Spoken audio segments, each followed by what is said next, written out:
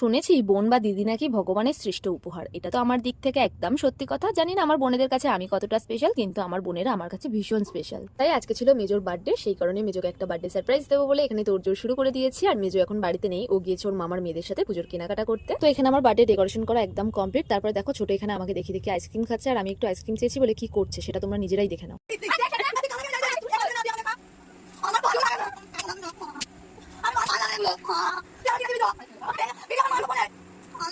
তো birthday decoration তো প্রায় হয়েই গিয়েছে। এখন আমি কেকটা মোমবাতি দিয়ে ডেকোরেশন করে নেব। আর এই কেকটা আমি সকালে নিয়েই চলে এসেছিলাম। তো দেখো বোনের জন্য আমি এই কেকটা নিয়েছি। যতই স্পার্কেল থাকুক না কেন, আমার তো মোমবাতি দিয়ে কেক ডেকোরেশনটাই বেশি ভালো লাগে দেখতে। তো এখানে আমি সমস্ত মোমবাতিগুলো সুন্দর করে সাজিয়ে মোমবাতিগুলো জ্বেলে নিয়েছি। তারপর মেজোকে চোখ বন্ধ করে ঘরে নিয়ে এসে ওকে বার্থডে সারপ্রাইজটা দিতে ওর রিয়াকশনটা দেখো।